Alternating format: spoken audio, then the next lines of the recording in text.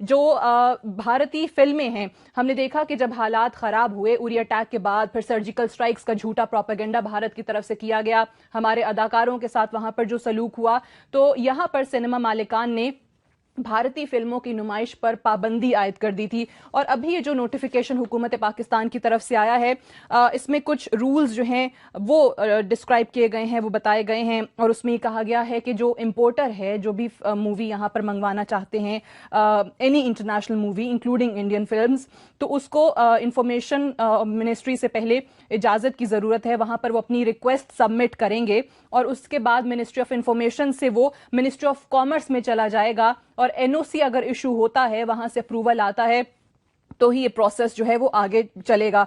और जो भी मूवी होगी वो सेंसर बोर्ड्स, जितने भी रेलेवेंट सेंसर बोर्ड्स हैं, वहां से अप्रूवल लेने के बाद ही चला पाएंगे, सिनेमा हाउसेस में चल पाएगी, उनकी नुमाइश जो है वो हो पाएगी। तो आज जरा इस फैसले के हवाले से भी जानने की कोशिश करेंगे कि ये तमाम चीजें हो रही हैं, आखिर क्या बदल गया है। भारत आज भी उसी रविश पर कायम है, कल हमने जो है वो बैन कर दिया था, आज वो बैन हम लिफ्ट कर रहे हैं। नमस्कार दोस्तों, इंडिया पॉइंट में आपका स्वागत है। आज के इस वीडियो में पाकिस्तान मीडिया बात कर रहा है भारतीय फिल्म इंडस्ट्रीज के बारे में, कि कैसे पाकिस्तान के लोग भारत की फिल्मों के पीछे पूरी तरह से पागल है, कि कैसे पाकिस्तान के लोग भारतीय फिल्मों के बिना रह ही नहीं सकते।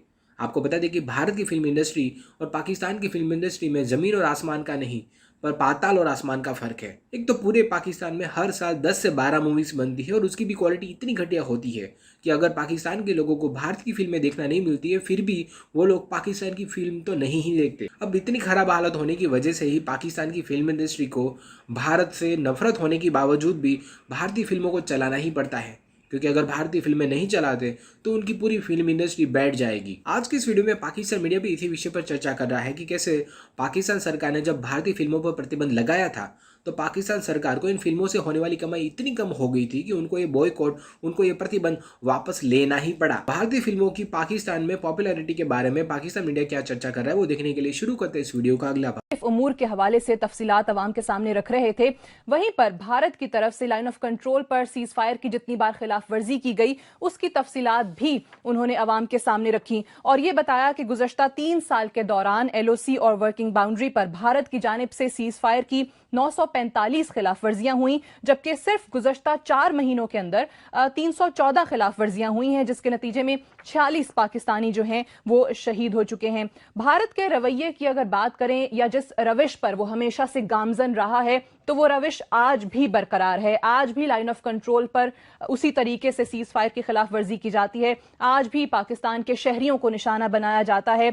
उरी अटैक के बाद गुज़श्ता बरस हमने देखा कि जो एक इंतहाई गैर मुनासिब रवैया भारत की तरफ से देखने को मिला और भारत में मौजूद इंतहा पसंदों ने जो सलूक पाकिस्तानी अदाकारों के साथ किया, और जिस तरीके से Indian motion pictures producers association ने पाकिस्तान के जो अदाकार हैं, टेक्नीशियंस हैं, जितने भी लोग वहां काम करने वाले हैं, उनको धमकियां भी दी, उनको बैन भी किया। और ये किसी से ढकी छुपी बात नहीं है कि भारत के अंदर जब भी कोई सानेहा, कोई भी इंसिडेंट होता है, तो बगैर किसी सबूत के, बगैर शवाहिद के उंगलियां जो हैं वो पाकिस्तान की जानिब उठाई जाती हैं। अभी हाफिज सईद की नजरबंदी के मामले पर अगर बात करें तो उस पर भी हमें कल DGISPR ने बताया कि ये पाकिस्तान का एक पॉलिसी डिसीजन है। अब उस पॉलिसी डिसीजन को लेकर भी भारत से आवाजें उठ रही हैं और उनके अहम ओहदेदार, जैसे कि एक आपके सामने रखते हैं बयान जो कि उनके मिनिस्टर फॉर एक्सटर्नल अफेयर्स हैं भारत के, विकास स्वरूप, उनकी तरफ से आया है। और उन्होंने ये कहा है कि इस किस्म की एक्सरसाइजेस तो पाकिस्तान पास्ट में, माजी में भी करता रहा है और पाकिस्तान पर, पाकिस्तान की सिंसेरिटी पर शक कर रहे हैं। और ये लिखते हैं कि जी एक सिर्फ और सिर्फ क्रेडिबल क्रैकडाउन जो है मुंबई टेररिस्ट अटैक्स के मास्टरमाइंड्स पर या टेररिस्ट ऑर्गेनाइजेशंस पर जो कि क्रॉस बॉर्डर टेररिज्म में इन्वॉल्व हैं, तो ही हम ये मानेंगे, यही जानेंगे कि जी ये वाकई पाकिस्तान की तरफ से उसकी सिंसेरिटी का सबूत है। और उस पर बड़ा अच्छा जवाब पाकिस्तान की वजारत दाखिला ने भी दिया है कि पाकिस्तान को या पाकिस्तान की हुकूमत को अपने इकदामात के लिए भारत के किसी सर्टिफिकेट की जरूरत नहीं है। यही मामला जो है एक और जानिब भी लेकर जाएंगे आज प्रोग्राम में। जो भारतीय फिल्में हैं, हमने देखा कि जब हालात खराब हुए उरी अटैक के बाद, फिर सर्जिकल स्ट्राइक्स का झूठा प्रोपेगेंडा भारत की तरफ से किया गया, हमारे अदाकारों के साथ वहां पर जो सलूक हुआ, तो यहां पर सिनेमा मालिकान ने भारतीय फिल्मों की नुमाइश पर पाबंदी आयद कर दी थी। और अभी ये जो नोटिफिकेशन हुकूमत पाकिस्तान की तरफ से आया है, इसमें कुछ रूल्स जो हैं वो डिस्क्राइब किए गए हैं, वो बताए गए हैं। और उसमें ये कहा गया है कि जो इम्पोर्टर है, जो भी मूवी यहाँ पर मंगवाना चाहते हैं, any international movie including Indian films, तो उसको इंफॉर्मेशन मिनिस्ट्री से पहले इजाज़त की ज़रूरत है। वहाँ पर वो अपनी रिक्वेस्ट सबमिट करेंगे और उसके बाद मिनिस्ट्री ऑफ इंफॉर्मेशन से वो मिनिस्ट्री ऑफ कॉमर्स में चला जाएगा और एनओसी अगर इशू होता है, वहां से अप्रूवल आता है, तो ही ये प्रोसेस जो है वो आगे चलेगा।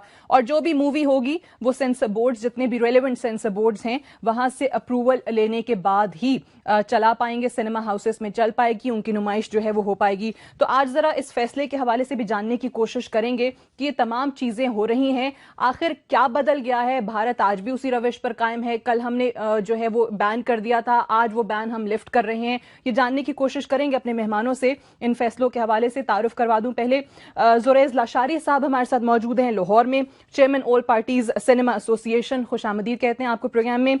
ब्रिगेडियर रिटायर्ड फारूक हमीद साहब डिफेंस एंड पॉलिटिकल एनालिस्ट हैं, हमारे साथ लाहौर में मौजूद हैं, आपको भी खुशामदीद। नदीम मांडवीवाला साहब सिनेमा ओनर हैं, फिल्म डिस्ट्रीब्यूटर हैं, लाहौर में हमें ज्वाइन कर रहे हैं, आपको भी खुशामदीद कहते हैं। And we are also joined by two of the most finest artists in Pakistan, Fakhre Alam and Maria वास्ती। आप दोनों को भी खुशामदीद कहते हैं प्रोग्राम में। पहले मैं नदीम मांडवीवाला साहब आपसे आगाज करना चाहूंगी, जरा इस फैसले के हवाले से और फिर जो हुकूमत पाकिस्तान की तरफ से, मिनिस्ट्री ऑफ इंफॉर्मेशन की तरफ से नोटिफिकेशन आया है, इस पर बताइएगा कि जो अभी रूल्स सेट किए गए हैं इसके अंदर, क्या पहले भी ऐसा ही मामला था या इससे हट के चीजें जो थी वो सिनेमा मालिकान या डिस्ट्रीब्यूटर्स या जो भी फिल्म इंपोर्ट कराने वाले हैं वो करते थे? अस्सलाम वालेकुम सादिया, इसका रेलेवेंस जो है वो जो पहले हो रहा था उसके अंदर भी दोनों एनओसीज थे कि पहले आपको मिनिस्ट्री ऑफ इंफॉर्मेशन से एक एनओसी लेनी पड़ती थी और फिर उसके बाद मिनिस्ट्री ऑफ इंफॉर्मेशन वो फॉरवर्ड करती थी मिनिस्ट्री ऑफ कॉमर्स को और वहाँ से एक एनओसी मिलती थी और उसके बाद आप इंडियन आर्टिस्ट जिन फिल्मों के अंदर थे वो फिल्म आप इंपोर्ट कर पाते थे। बट ये अगस्त के अंदर 2016 के अंदर एक सुप्रीम कोर्ट की एक रूलिंग आई थी जिसके अंदर जहाँ जहाँ फेडरल गवर्नमेंट लिखा हुआ था और प्रोहिबिटेड आइटम्स के लिए वो एक रूलिंग आ गई कि that has to be dealt with the cabinet और ये सेक्रेटरीज के लेवल पे काम नहीं होगा, जिसकी वजह से ये जो अब दोबारा कमेटी बन के और उसका एक लाएमल दोबारा तय हुआ है वो उस रीजन की वजह से हुआ है इसका, क्योंकि एनओसी पहले भी ली जा रही थी, एनओसी आज भी ली जाएगी, दोनों में कोई हमारे लिए कोई डिफरेंस नहीं है, बट इंटरनल वर्किंग गवर्नमेंट की जो है उसमें कुछ डिफरेंसेस आए हैं because of that ruling. Okay अच्छा, एक और चीज मैं समझना चाहूंगी जुरैज लाशारी साहब कि ये जो बैन था, जो इंडियन मूवीज को यहां पर नुमाइश पर पाबंदी लगाई गई, ये सिनेमा मालिकान का अपना फैसला था। मैंने उस वक्त भी इस पर शो किया था और नदीम मांडवीवाला साहब भी हमारे साथ शो में मौजूद थे और यही अंडरस्टैंडिंग थी कि जी क्योंकि भारत की तरफ से ये रवैया रखा जा रहा है तो जवाबन हम ये कार्रवाई कर रहे हैं। अभी क्या हालात बेहतर हो गए? क्या सोचकर ये फैसला जो है अब इसको रिवर्स किया जा रहा है, ये बैन जो है अब वो उठाया जा रहा है? और इस पर हुकूमत पाकिस्तान की तरफ से ये नोटिफिकेशन की जरूरत क्यों पड़ रही है? सिनेमा मालिकान का फैसला था, एक उन्होंने किया, फिर सोचा नहीं जी वापस लेना है, वो कर लिया। जी, ये जो सॉलिडेरिटी सिनेमा ओनर्स ने शो की, और ये वैसे एक वाहिद इंडस्ट्री है जिन्होंने ये सॉलिडेरिटी इस पीरियड में शो की। वो एक मखसूस वक्त के लिए थी। ओरिजिनली जो सिनेमा मालिकान ने ये बैन भी लगाया था अपने आप पे खुद गवर्नमेंट ने बिल्कुल नहीं लगाया था, they were still open on that. वो 2 वीक्स के लिए था, but then it was extended. उसमें बेसिकली हम एक मैसेज कन्वे करना चाह रहे थे इंडिया वालों को कि भाई ये जो एक्सट्रीमिस्ट एटीट्यूड है ये नहीं चलेगा, we will not accept it. और वो एक चीज़ रजिस्टर करानी थी जो कि हमने बड़ी स्ट्रांगली रजिस्टर कराई। और अब इंडिया में भी जो फिल्में बन रही हैं या उनमें भी चेंजेस आ रहे हैं, उनका भी स्टांस टूवर्ड्स पाकिस्तान डिफरेंट है। और वो जो कुछ डायलॉग्स या कोई ऐसी चीज़ें जो कि हमारे खिलाफ बोल लेते थे या कर लेते थे, उसमें भी खासा चेंज आ चुका है। सो वो कन्वे हुआ और उसमें टाइम लगा। जैसे अभी नदीम भाई ने कहा कि भाई उसमें टाइम दोबारा इसलिए लग गया कि बिकॉज गवर्नमेंट ने बिकॉज ऑफ दैट रूलिंग कुछ टेक्निकल इश्यूज थे जिसको रिजॉल्व करने के लिए गवर्नमेंट ने तो फ्रेंकली फैसिलिटेट किया है हेल्प किया है। दे अंडरस्टैंड के सिनेमा इंडस्ट्री, फिल्म इंडस्ट्री, अगर ये सिनेमा वापस रिवाइव ना हुए तो लोकल प्रोडक्शन भी बिल्कुल बंद हो जाएगी और ये सिनेमा भी बंद हो जाएंगे, और ये जो एंटरटेनमेंट है और जो ये नौकरियां हैं, अनएम्प्लॉयमेंट है, ये बिल्कुल और बढ़ जाएगी, और जो बिलियंस ऑफ रुपीस की जो इन्वेस्टमेंट हो रही है या हो चुकी है, ये सब खत्म हो जाएगी। या जिस तरह हम कहते हैं कि अपनी इंडस्ट्री में या इकोनॉमी के रिवाइवल के लिए इकदामात बहुत जरूरी हैं, मैं इस पे भी बात करूंगी। एक ब्रेक के लिए मुझे कहा जा रहा है, ब्रेक से वापस आए से फखर से और ब्रिगेडियर साहब से जानने की कोशिश करेंगे कि लाशारी साहब ने जिस एक्सट्रीमिस्ट एटीट्यूड का जिक्र किया है भारत के अंदर, जो फेस करते रहे हैं वक्तन फवक्तन हमारे आर्टिस्ट, क्या अब वो नहीं देखने को मिल रहा? अभी रईस मूवी पर माहिरा खान उसमें काम कर रही हैं शाहरुख खान के साथ उस मूवी के अंदर, और उसके हवाले से भी उन्हें काफी ज्यादा क्रिटिसिज्म का और धमकियों का सामना करना पड़ रहा है। इस पे भी जरा बात करते हैं कि जो भारत की हरधर्मी है या उसकी नफरत का इजहार एक और अंदाज में भी वो कर रहा है कि इस बार जो सार्क के सेक्रेटरी जनरल जिस ओहदे पर फायज होने की बारी इस बार एक पाकिस्तानी डिप्लोमैट की है, अमजद हुसैन सियाल साहब, जो कि करियर डिप्लोमैट हैं और उन्हें नॉमिनेट किया गया है इस पोजीशन के लिए 13वें सेक्रेटरी जनरल ऑफ सार्क के लिए, और भारत उसमें भी अब रोड़े अटकाने की कोशिश कर रहा है।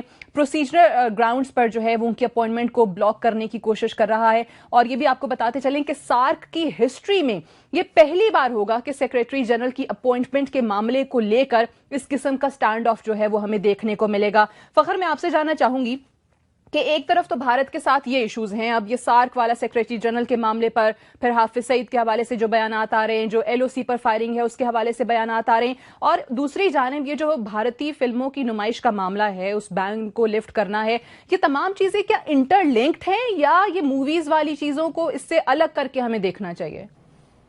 थैंक यू सादिया, मेरी नजर में भारत का रवैया और उनकी हरकतें एक अलग मौजू है। पाकिस्तान की अपनी फिल्म इंडस्ट्री, सिनेमा और एग्जीबिशन इंडस्ट्री एक अलग चीज है। अगर हमने इनको इंटर रिलेट करना है, अगर हमने पाकिस्तान के और भारत के ताल्लुकात को मद्देनजर रखते हुए पाकिस्तान के अंदर होने वाली चीजों को डिसाइड करना है, तो फिर इस तरह तो बहुत बड़ी एक लिस्ट है ट्रेड ऑफ आइटम्स की जो होती है पाकिस्तान और भारत के बीच में, बंद कर दें। बदकिस्मती से ये आप देख लीजिए कि जो बॉक्स ऑफिस के रिजल्ट्स हैं, ये सारे सिनेमा के मालकान जो आपके साथ बैठे हैं, इनसे पूछ लीजिए कि बजरंगी भाईजान ने पाकिस्तान में कितने करोड़ों का बिजनेस किया, धूम 3 ने कितने करोड़ों का बिजनेस किया, बॉडीगार्ड ने कितने करोड़ों का किया। वो क्या रिफ्लेक्ट करता है? वो ये रिफ्लेक्ट करता है कि पाकिस्तानी अवाम जो है इन फिल्मों का जाके टिकट लेकर इनको देखती है। उनको जबरदस्ती तो नहीं दिखाई जाती ना ये फिल्में, खुद देखती है ना। कौन? आप फोर्स करती हैं, मैं फोर्स करता हूं कि नहीं आपने नहीं देखनी है फिल्म देखने, या आप जाएं ये फिल्म देखने के लिए जरूरी है। बॉक्स ऑफिस पे टिकट जब वो खरीदते हैं तो अपनी मर्जी से खरीदते हैं।